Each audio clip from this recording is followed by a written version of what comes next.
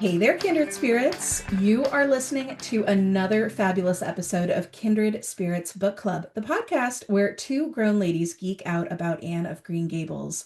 With me today is my co-host, Reagan Duffy. Hello, kindred spirits.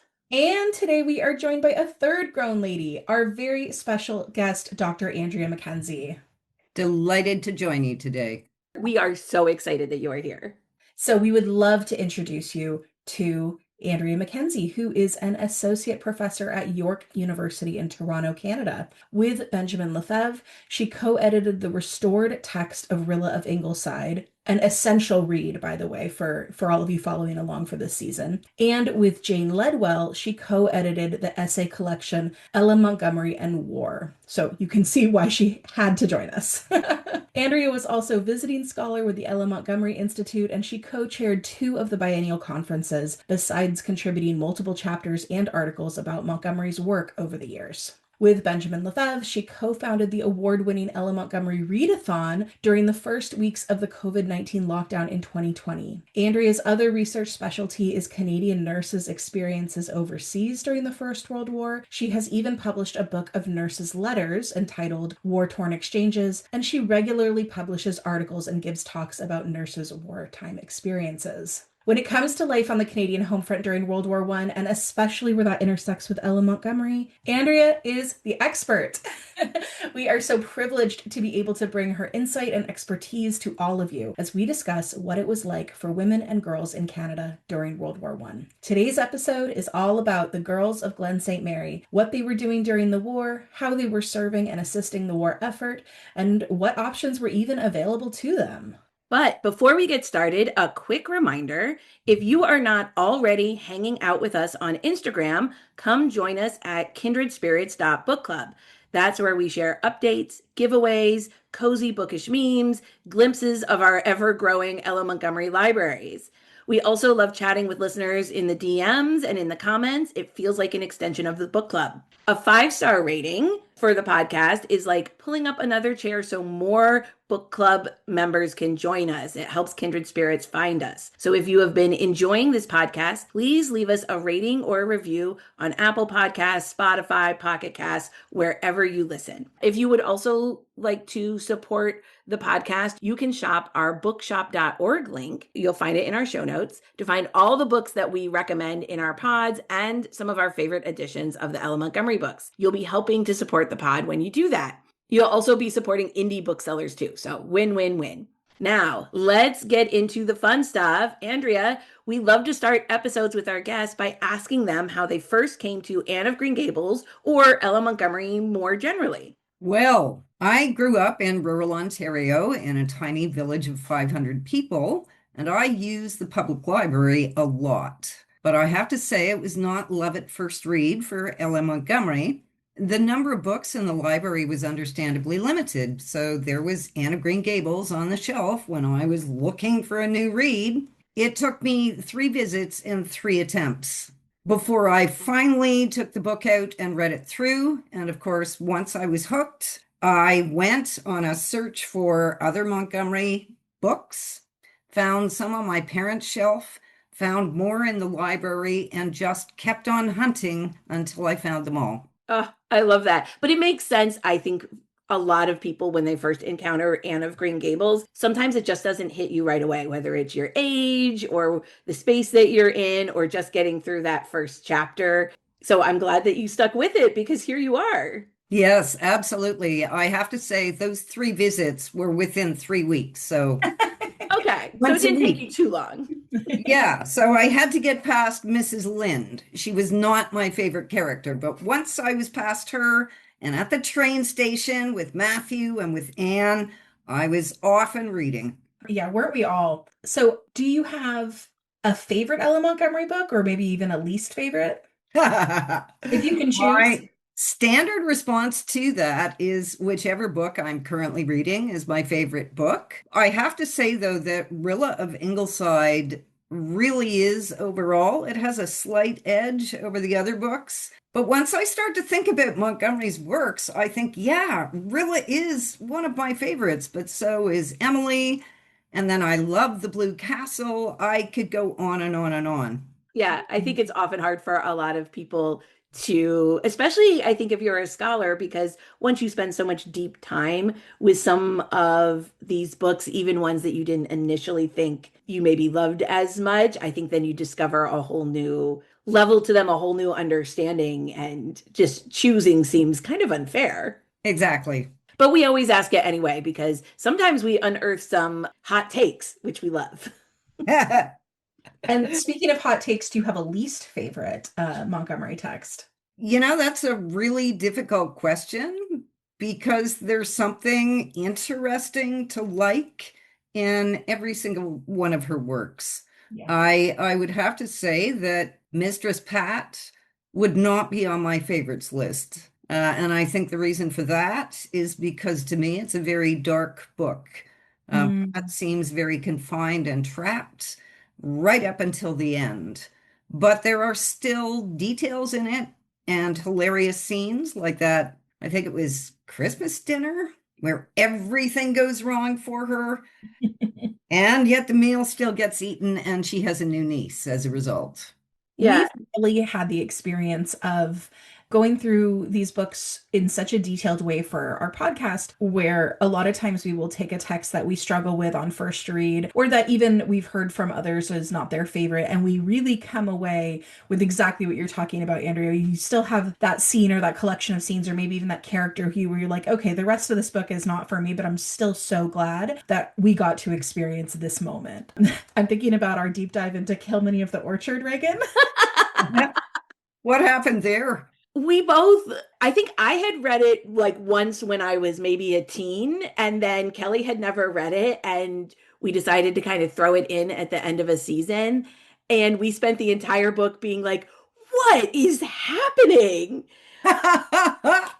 I think we ended up appreciating it for its outlandishness. Right? Yes, It yes, just seems definitely. so very different than so many of some of her other books, and just like the wild twists and turns on some of those. Yeah, Kilmeny of the Orchard was, yeah, that was kind of a surprise of a book. I wouldn't necessarily say always in the best way, but certainly in an interesting way. Yeah. Mhm.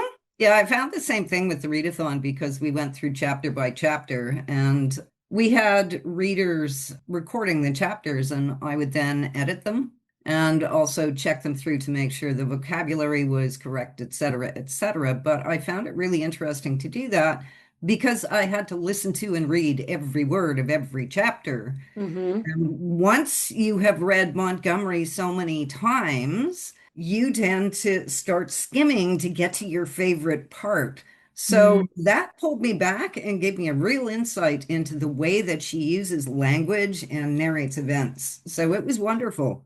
Kilmeny, I never took an in-depth look at, though. Yeah.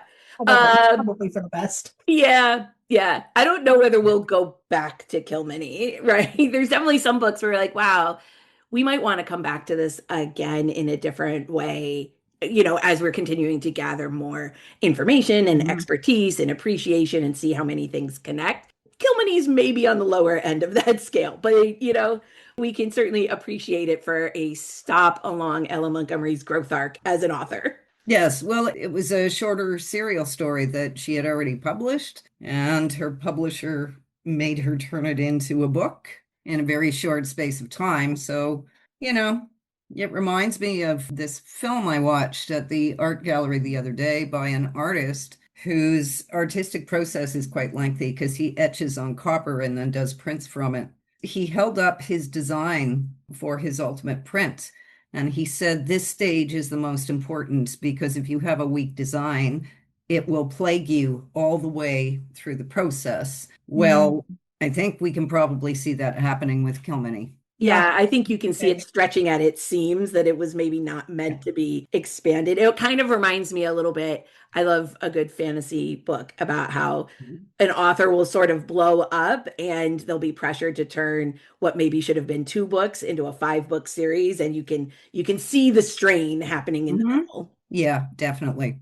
Well, so one of the reasons we really, really wanted to have you on the podcast this season is that during COVID lockdown, you started a very special project, and that started with Rilla of Ingleside.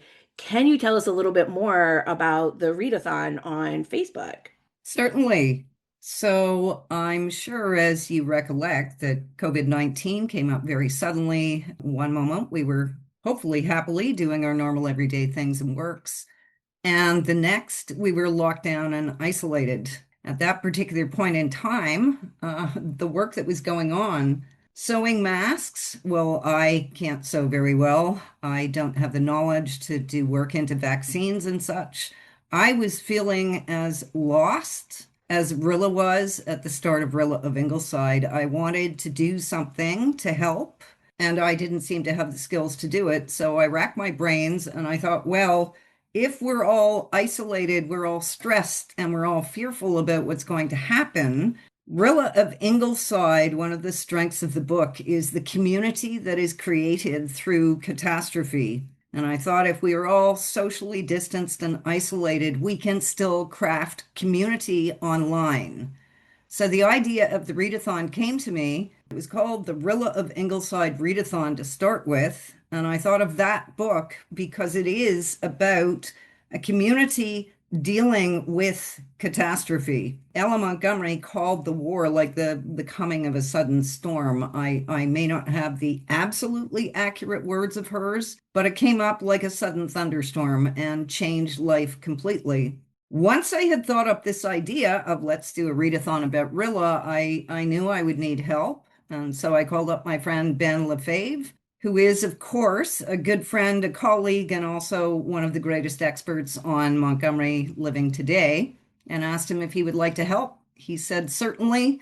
We announced it, I think, on Saturday, Friday or Saturday to start on Monday in late March. And by the first day, we already had over 200 interested people. That's amazing. I It love was. I love how many people signed up to like audit a class on Rilla of Ingleside with basically no notice. That really speaks to the strength of the Ella Montgomery fan community and kindred spirits around the world. Yeah, I just love that. And I'm really interested in knowing more about what were some of the similarities that you and Ben and the community that you created around Rilla of Ingleside during COVID. What were some of the similarities that you were pulling out from the text that were applying to that contemporary experience? I think, first of all, the bewilderment that comes in through so strongly, and Montgomery wrote it so well. Bewilderment with a focus on Rilla, but also on the other members of the family and the community, because that's how we felt, I think, at the time, was just bewilderment that this sudden catastrophe had hit us. But it was also, to a large extent, the question of how do we cope? And when we look at the coping mechanisms and strategies in Rilla, they applied very much to us at the time, finding work to do or interests that would help us contain some of the stress, especially remembering we had the same fear as Rilla and her family during the war. And that was people were dying because of COVID, and men were going to be killed. Some women were too, as a result of the war. So there was that sense of fear and stress of what's going to happen to our friends, our family members. We can look at Montgomery's book as how did they do it? What can we learn from this? There were other lighter details that maybe didn't seem so light at the time. Do you recall a shortage of yeast and Yes, toilet because paper? everybody decided they were going to bake sourdough bread. Yes, Yes, me exactly. among them. How'd that I go, was Kel? I was personally impacted by the yeast shortage. Yes, I was lucky enough to walk into the drugstore rather than the grocery store and find, the cherished package of yeast. But it wasn't just yeast. I remember walking into the grocery store to empty shelves of almost everything. I remember going in and like we had been looking for toilet paper, and I go Mhm. into the grocery store and I see somebody coming past me and they've got like a package of toilet paper, and they're like, there's two left on the shelf. They told me like, go get it right now, go straight there. We're getting like one of the last like packages of toilet paper. We're like, this is a weird thing to run out of. Yeah. Yes, exactly. Exactly. I remember buying a bunch of kitchen supplies from restaurants, both because grocery stores were running out and restaurants needed people to support them. And so I remember buying like sacks of rice from a local Thai restaurant. Hmm. Wow.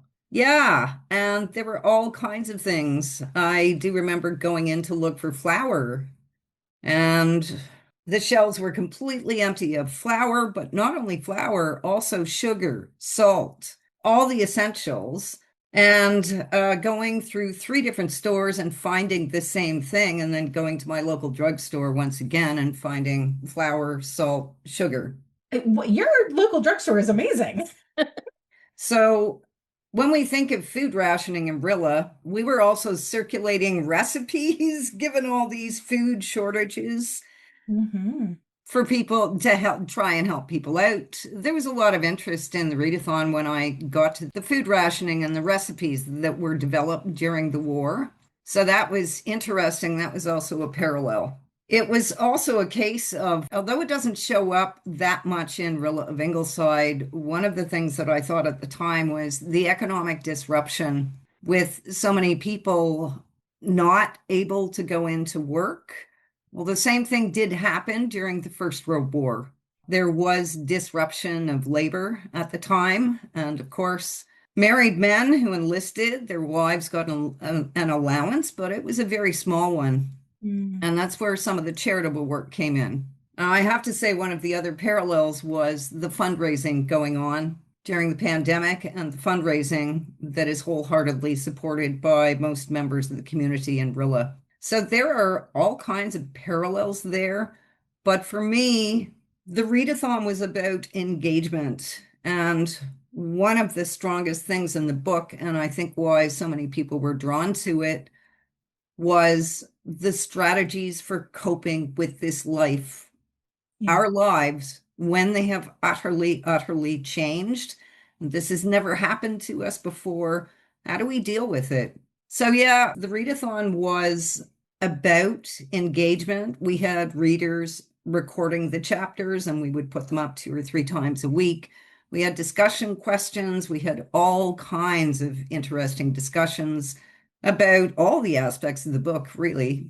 And then when it was quite ironic, really, because again, it's like the First World War.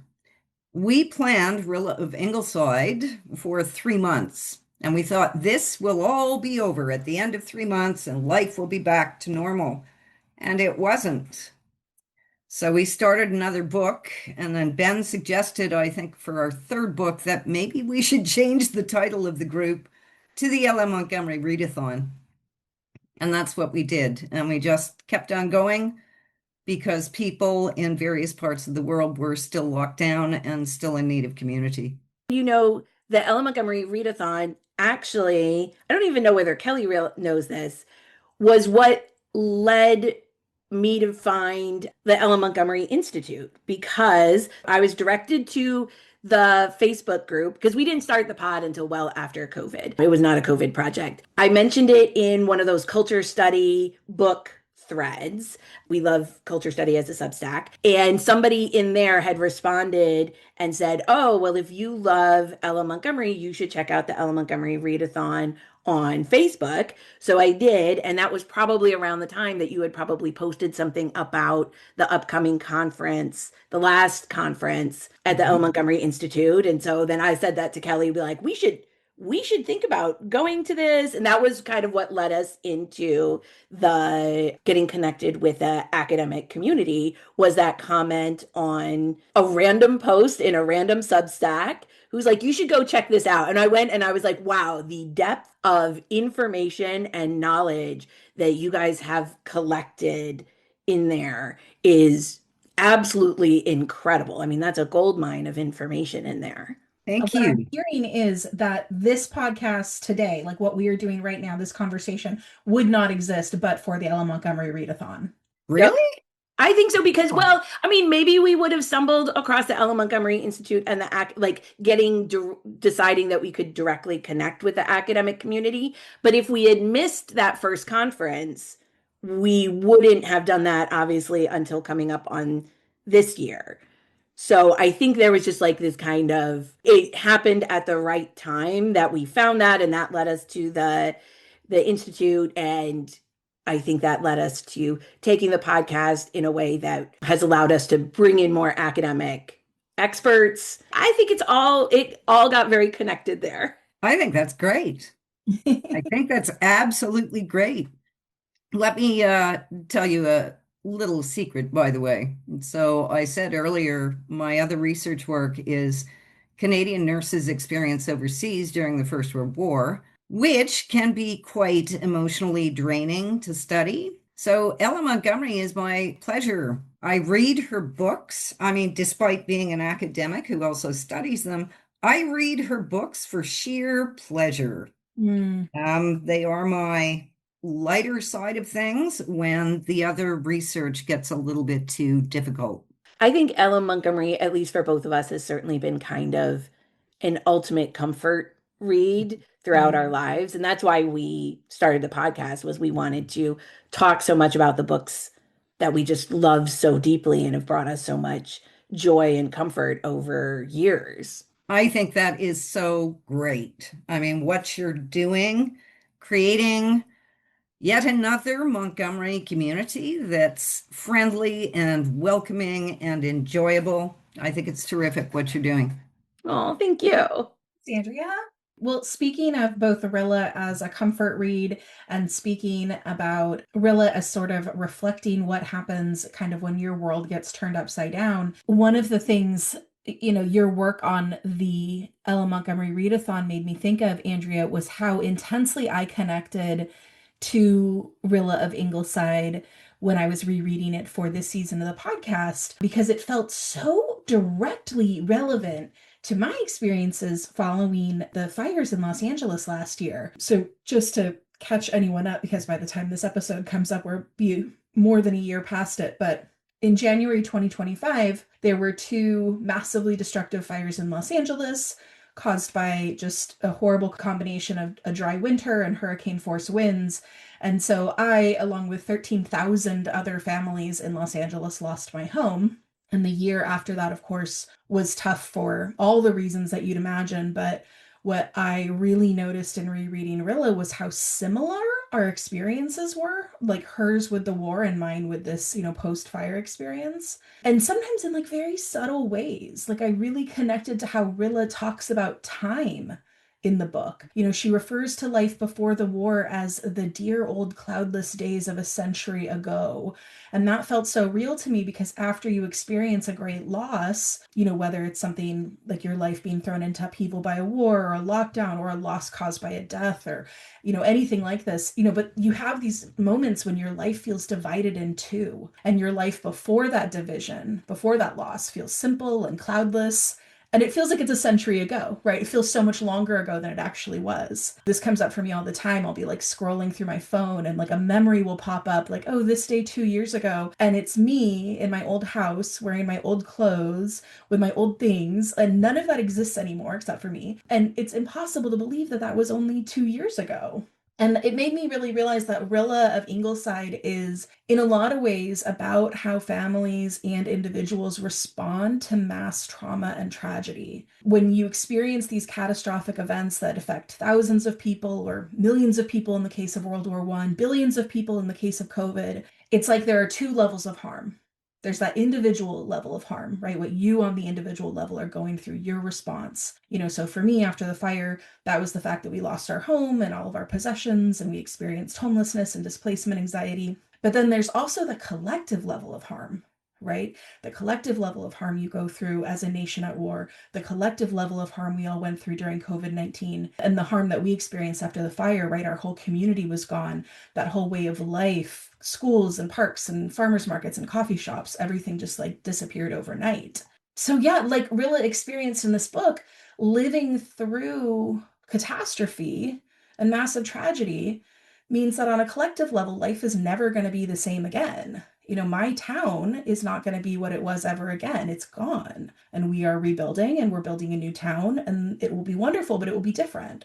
And then that's the same for individuals, right? We will never be the same again. I won't be the person who I was before the house burned down. I'll always live the rest of my life knowing what it feels like to lose everything so fast. And Rilla's the same way, right? She shows us the many, many ways that life in Canada collectively changed during World War One, and also how Rilla herself changed, right? She was never going to be the person that she was before that war. I'm put in mind a little bit of our conversation with Laura Robinson from a few episodes ago, where we were talking about how the war is the making of Rilla.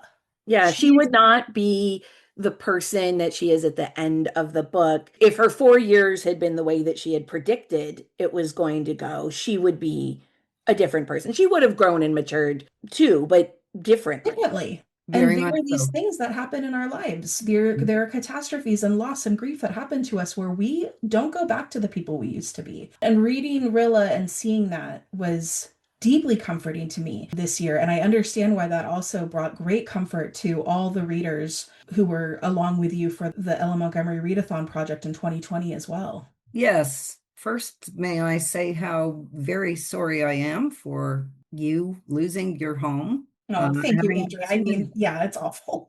yeah, having to endure that. We do see that in Rilla, that coming to terms with catastrophe. What we also see is the length that they had to endure the prospect of loss. The note of hope, I think, in the book is the formation of community Mm, and the willingness of most people to help through Red Cross work, through numerous gestures that show that they are aware of the individual loss at the same time that the community is going through that collective tragedy.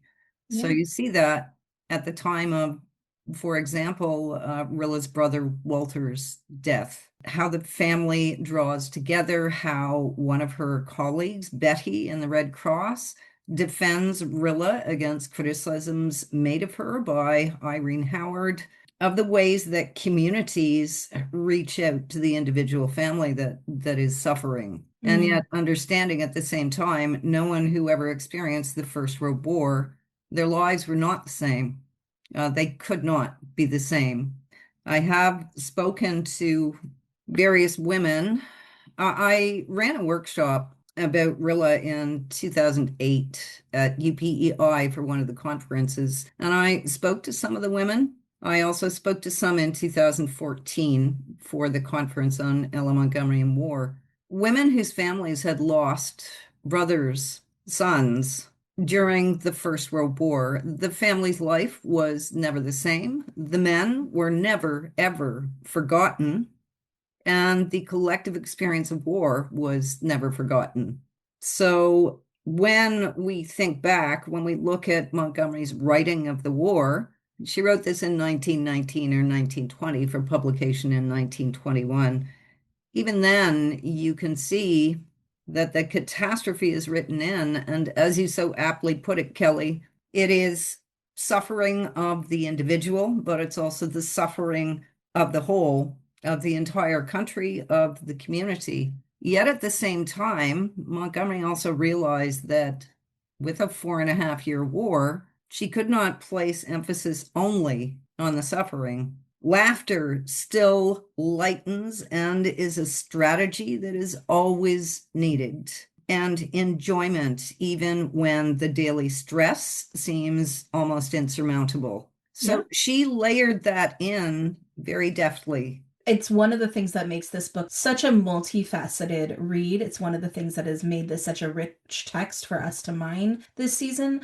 It's in many ways a very funny book, right? You see them going through their everyday lives and experiencing all sorts of like hilarious little moments, and then, horrible things are happening mere pages later. It reflects our lived experience so well in that way. Yes, and I have to say, some of my favorite moments in the entire book. I mean, my absolute favorite has to be the shabby boot and gallant shoe moment. And Rilla Yes. dresses up to go apologize to Irene to get Irene to sing at the concert. And it's that moment when Rilla looks down and is stunned. by the black lisle stocking and shabby boot on one foot, and the filmy silk stocking and steel-buckled shoe on the other.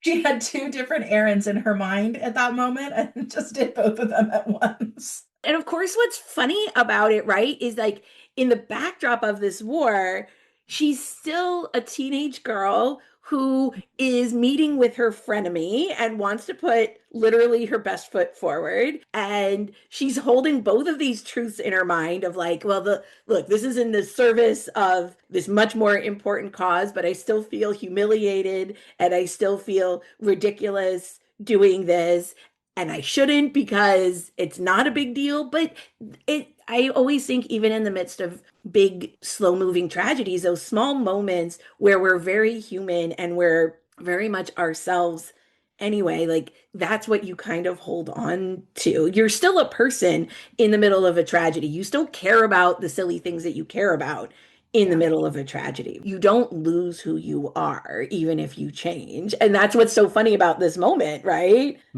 Yes, I agree. Well, let's do this. We'll transition into the bulk of our episode. And so we'll do that by talking about our kindred spirit of the episode. We kind of had a tie when we were trying to figure out who was our kindred spirit of the episode. And it's a tie between Faith Meredith and Mary Vance. These two young women represent two very different responses to the war and very different experiences. Faith Meredith is truly Jem's counterpart. I mean, she jumps into action immediately with the Red Cross. She immediately avows that she wishes she were a man so she could enlist to fight too. Mary Vance, on the other hand, doesn't think the war concerns Canadians and is against her beau, Miller Douglas, enlisting, but eventually she becomes a fervent supporter of the war. Faith Meredith spends most of her time off page. First, she's away at Redmond in college and she works with the Red Cross there, and then she joins up with the VAD and works in England. Mary Vance, however, is all over the book, often much to Rilla's dismay, with her very strong, sharp opinions and know it all attitude. But Mary comes in clutch, not only for the Glen St. Mary community by volunteering to do the hard farm work in the absence of young men, for example, but also for Rilla and Jim's one fateful night when she saves him from the croup. So we can't really choose between these two young women because they're both full of bold initiative and conviction and really shine in their two very different ways in this novel. And for our quote of the episode, we chose a passage from Rilla's diary where she discusses Faith Meredith working for the VAD. And that's, for the listeners who may not be aware, that's a voluntary aid detachment. And it was a civilian nursing group that provided invaluable support to England and France in World War I. This quote is a very interesting look into the spectrum of service that young women like Rilla and Faith and Mary were able to do during World War I. Quote, "There was a letter from Faith too. She's doing VAD work in England and writes hopefully and brightly. I think she is almost happy. She saw Jem on his last leave, and she is so near him she could go to him if he were wounded. That means so much to her. Ah, if only I were with her. But my work is here at home. I know Walter wouldn't have wanted me to leave Mother, and in everything I try to keep faith with him, even to the little details of daily life. Walter died for Canada. I must live for her. That's what he asked me to do." And we really like this quote because while we can see that Rilla is proud of Faith's spirit and her heroics, Rilla also values her own more quotidian efforts. She knows that staying home and supporting her family and community is also a valuable service in its own right, even if it sort of lacks the jet-setting glamour of Faith's work. An interesting contrast and an interesting choice. So if I can start with Faith Meredith first, Yeah. I find it fascinating that Montgomery had Faith doing one of the most romanticized jobs in the First World War for women, and that is a voluntary nurse. To keep the record straight, Canadian war hospitals did not have untrained nurses work on the wards. They only accepted trained graduate nurses. VADs, such as Faith, would have had to take a course probably with the St. John's Ambulance or possibly with the Red Cross. And they would then start working, usually in England, it would be in British war hospitals or convalescent homes, because they relied heavily on VADs to do the voluntary nursing work. Faith wouldn't have started nursing immediately because she wouldn't have known enough. Mm. So she was probably set to doing jobs like cleaning the wards, doing dishes, and so on and so forth. And then as she learned more by working on the wards themselves and being trained by the trained nurses who worked there, then she would have undertaken patient care. Some of the VADs who worked throughout the entire war, such as Vera Brittain, author of the Autobiographical Testament of Youth, undertook very complex wound dressings and taking care of ill soldiers.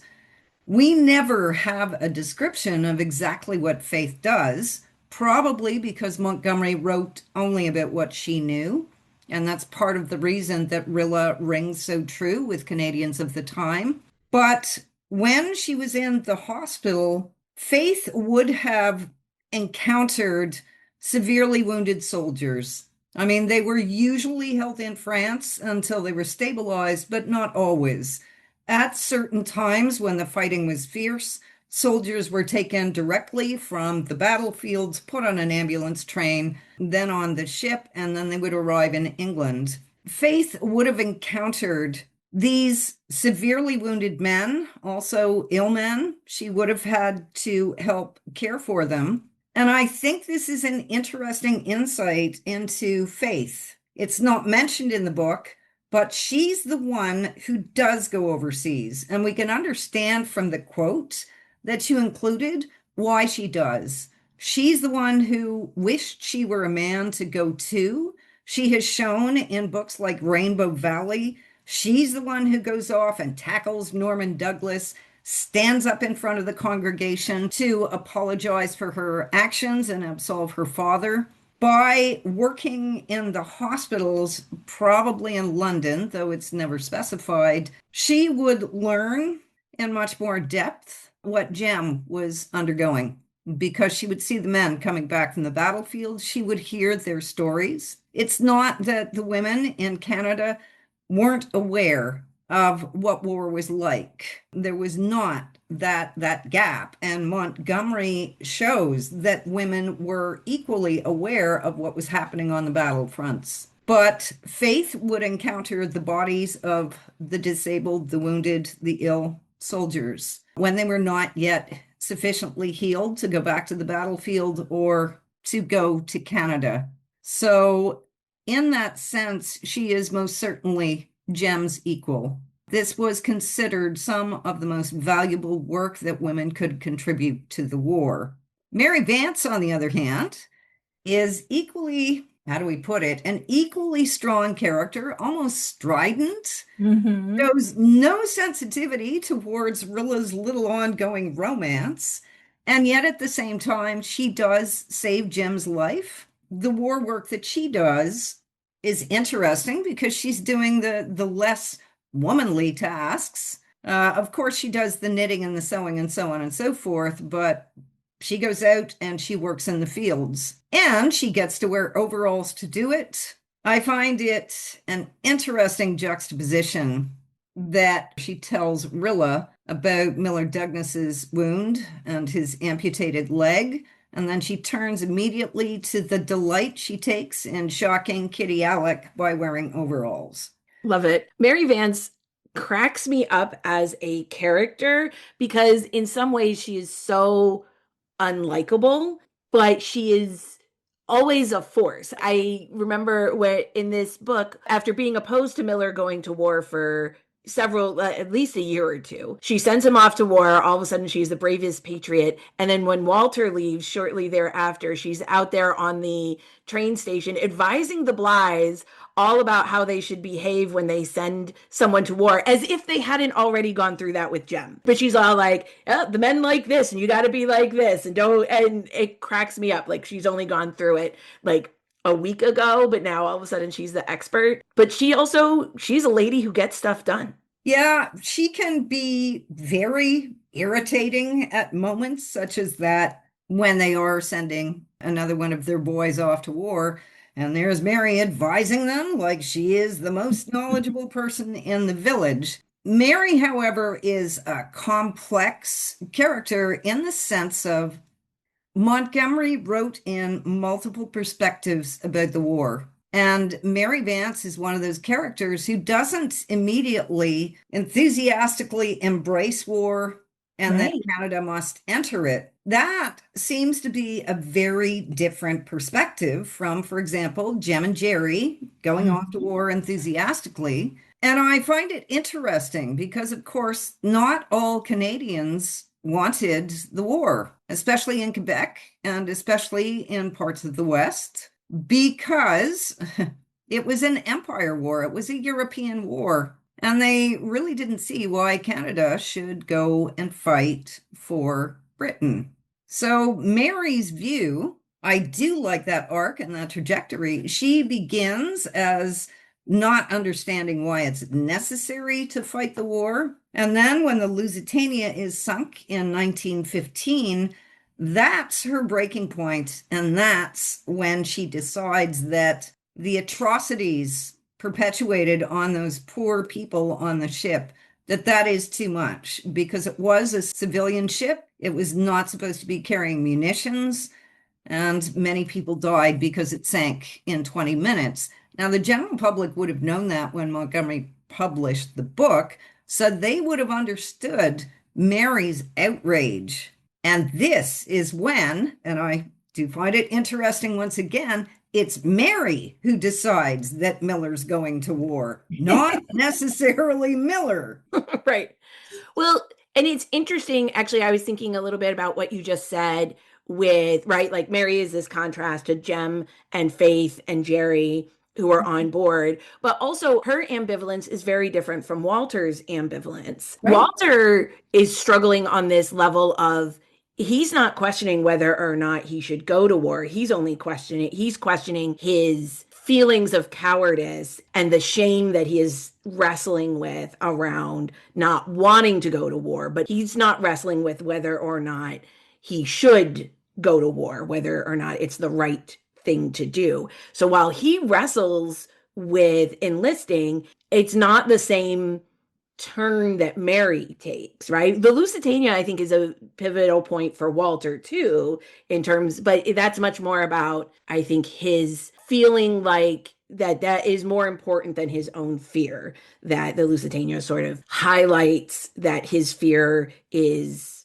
not big enough in the big scheme of things, a big enough reason to not enlist. Whereas for Mary, it's kind of the first time it seems like where she engages with the war as this idea of whether or not Miller should fight at all. So it's kind of interesting that everybody they're both wrestling with the war, but in very different ways. Yes, Walter is again interesting because Montgomery complicates any kind of simple response to the war and to the men and women who were involved in it. So Walter has a much more realistic idea about what war and individual fighting consists of. Much better idea than Jem and Jerry.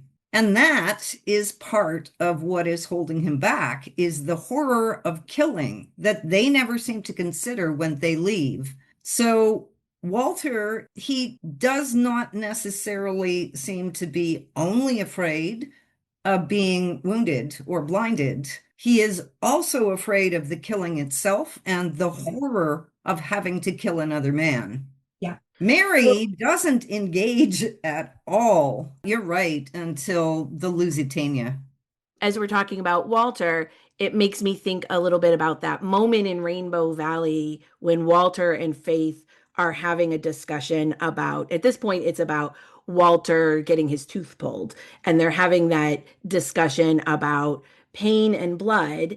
And Walter saying, seeing somebody in pain makes him want to run far, far away. And Faith says, it makes her want to jump in and help. That's such an important exchange because you can see that they carry that right through to the way that they respond in Rilla of Ingleside. Absolutely. The other thing I thought about Faith and Mary, by the way, there's a class issue here because yes. Faith is the one who goes off to be a VAD, an untrained nurse. And that, of course, in Canada and Britain really was going overseas to be a voluntary nurse. That really was a prestigious position. as it was, by the way, for the thousands of young women in Britain who, as untrained nurses as well. Mary Vance, as we know, is an orphan who Mhm. Miss Cornelia has brought up. And of course, she doesn't speak as well as the others grammatically, but she's also assigned the work of being in the fields along with Susan Baker. Whereas Faith has the prestigious job of nursing over in England, Rilla doesn't go into the fields. She goes into a store, and then it's left to Mary and Susan. So I definitely think that Montgomery has a bit of a classed idea about working in the fields, keeping in mind that in Canada, women generally did not do that work. Although when the war came and the shortage of men to help get the harvest in, everyone joined in to help. So women, schoolboys, you name it. But it's still Mary and Susan out there with the pitchforks. Anne's still in the house, Rilla's in the store. Mary and Susan out there with the pitchforks. Mary's in overalls. Susan's skirts are hitched up, right? You really do see that class difference even in sort of the visual storytelling. Um, right? Rilla's safely behind a storefront, as you say. Anne is at home. These two women are outside the home. They're outdoors under the sun. Sort of intersection here of class and what work was available or expected of the women at this time is I think it's not overtly explained because Maud's contemporary readers would have intuitively understood it. But for us, looking back 100 years later, it is so interesting to think. I'm like, is there a reason that Anne can't work in the fields? Right? She's younger than Susan, right? She's in good health. The reason is class, right? And Anne and the Blythe girls have a level of privilege and education that leads to them taking leadership roles among their Right. peers, among the other women in the community, versus Mary Vance or Susan Baker, right, who are doing this more direct physical work instead of leading. Not that they couldn't. I mean, honestly, you could put Susan Baker out there leading a charge. I'd follow her. She knows what she was doing. Her Um, victory loan speech. Her Yes, victory loan exactly, speech. right? She gets Yeah. out there, she gets to do some leadership too. Let's talk actually a little bit about what the college girls were doing. So Nan and Di, and then Faith before she joins the VAD at the start of the war, they are all off at Redmond and working with the Red Cross there. And it seems like that's the first thing that all of the women did, Red Cross in some way, right? Anne and Miss Cornelia immediately are forming a Red Cross group. Obviously, Rilla is forming the Junior Reds, and then Nan and Di are off at Redmond, also working with the Red Cross group. So, why was Red Cross work so common for women during World War One? So Red Cross work exploded during the war, and the Red Cross's mandate was to help wounded and ill soldiers in hospital and also prisoners of war. So if, as Rilla is at the beginning of the book, you are trying to figure out what can I do to help, the Red Cross was known, it was credible, and it was also very easy to form local chapters who could start work immediately on hospital supplies, such as those sheets that they're basting right at the beginning of the book. However, by the end of the war, the term Red Cross work was used to cover a myriad of activities that weren't necessarily directly related to the Red Cross. Hmm. But across Canada, local Red Cross chapters did start up. Before I start in on Nan and Di at college and what they might have been doing, for someone such as Ella Montgomery herself, who was living in Leasdale, Ontario at the war's beginning, her community immediately started up a Red Cross chapter, and she was its president. Oh, very interesting. So she kind of had the role in Leaguesdale that Anne has here in Glen St. Mary, that like Anne and Miss Cornelia have with their local Red Cross chapter. Exactly. Now, the local chapters would probably send their goods either to the provincial association, and Anne was associated with that because she goes to a Red Cross convention in Charlottetown, or Mm. send them to the national association. And what the provincial and national associations did was to sort the goods They would pack it for shipment overseas, and it would be distributed to overseas hospitals, some of it to the eventual hospitals in Canada, but overseas hospital in places like France, Gallipoli, because Canadian hospitals were established on Lemnos in the Greek islands to serve the soldiers of Gallipoli, and Salonika, which was also in Greece. So it began with those local women. The Red Cross, a very short time after the war started, distributed knitting and sewing patterns for socks, for example, for sheets, for bandages for the hospitals, for comfort bags for the patients in hospital. So little bags that even young girls could sew, and then they would fill them with, say, a game, a pen, a pad of paper, toothbrush, comb, etc., etc.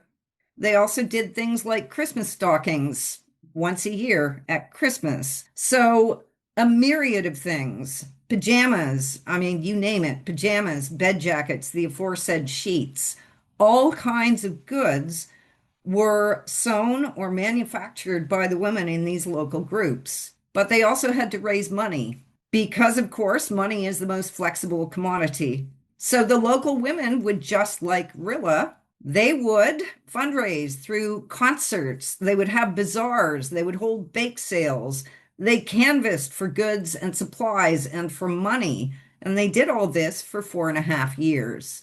Wow. The Canadian Red Cross raised millions upon millions of dollars that went to fund ambulances. Actual hospitals were built, hospitals and convalescent homes in England, and rest homes for nurses and soldiers in France. They also funded a myriad of goods for hospitals, also for parcels for prisoners of war in Germany, as Jem was.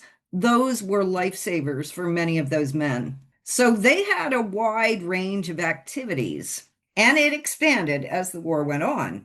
So you can imagine that Ella Montgomery was doing exactly this kind of work. Nan and Di at the university, remember they were in Kingsport, which is Halifax, really, in real life.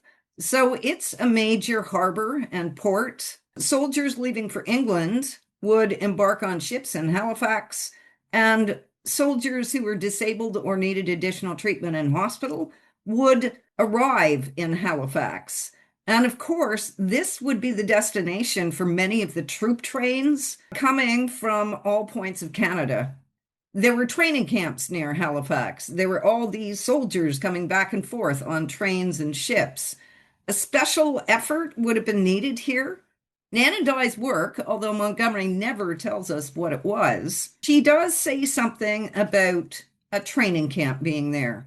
I can imagine what probably happened. The contributions they would make to that training camp were probably in the way of perhaps a canteen for the men so that they could get inexpensive meals, they could buy cigarettes, they could buy sweets, possibly also recreation rooms, which would have been funded by the Red Cross, by the way, so that soldiers could have the materials to write home. They could play games instead of going to local bars, and they would have pleasant young women, checking the games in and out, making sure they had whatever they needed.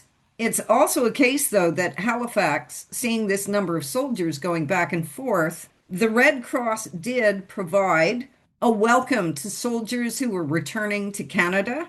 And probably also people were needed to guide soldiers from the trains and also provide them with coffee, maybe sandwiches, something along those lines when they arrived in the city. So almost like a hospitality element, which Yes. does start to seem like it's far afield from what you'd think of as the Red Cross doing.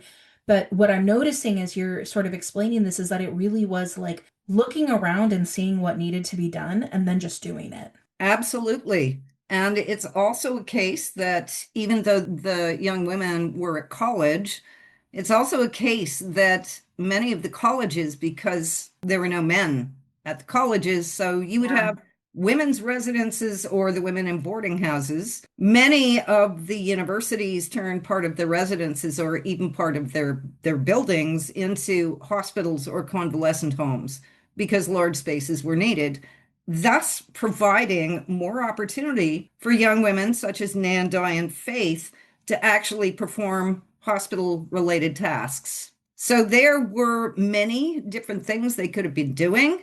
One other thing that springs to mind is because Halifax was a port, many of the Red Cross goods from the Atlantic provinces would have made their way to Halifax. Packing even a single parcel took a great deal of work. Elizabeth de Blois on Prince Edward Island showed us what went into packing a parcel securely to send overseas. Even an individual parcel took a great deal of work. We can also imagine that Red Cross headquarters in Halifax or Kingsport would have received all these goods, which then had to be sorted, repackaged, shipped overseas. Mhm. So taking in goods, sorting them, finding out where need was greatest, and then repacking them would be another way of helping. The scale of this work is so remarkable to me. And it's amazing how, as you're explaining it, Andrea, I can actually see that scale developed in Rilla of Ingleside, whether it is Rilla and her sisters sitting in the living room at Ingleside sewing sheets, and then thinking about how those sheets then get collected at the community level, get collected at the provincial level, and then are collected at a port city like Halifax, Kingsport, and shipped off to the war, where somehow they get everywhere, apparently, to Gallipoli, even to prisoner of war camps. I mean, this is incredible to think, and amazing to think that this was the work of women. Yes, and This is what they were doing. This was their service. it was. They were the fundraisers. They were the ones who organized the bazaars and the bake sales and the concerts. They were the ones who canvassed individuals for money. And there is an entry in Montgomery's diary, and this is what I mean about Red Cross work. It wasn't necessarily for the organization of the Red Cross. There is an entry in Montgomery's diary where they're sewing up packages for the local soldiers for Christmas. And that is a time-consuming effort. They were doing it in the basement of the church at Leasdale. So she fully participated in all of these things. It was time-consuming. I would also add, too, that Red Cross work, the typical work of knitting, for example, or sewing, that could go on almost anywhere. You could be on a train and you could be knitting away. You could be sitting in a lecture and you could be knitting away. Well, you can see that in Rilla of Ingleside, that they Yeah. all talk about, like, when they get bad news, they have a moment to Mhm. despair and then they pick up their knitting needles again. They are never not knitting or sewing for the war, the women. Anytime you see them sitting together or talking, somebody is knitting, somebody is sewing. It just seems like that's pretty constant. Yeah, except for Susan on a Sunday. Right. Well, Yeah. ladies got to have her limits.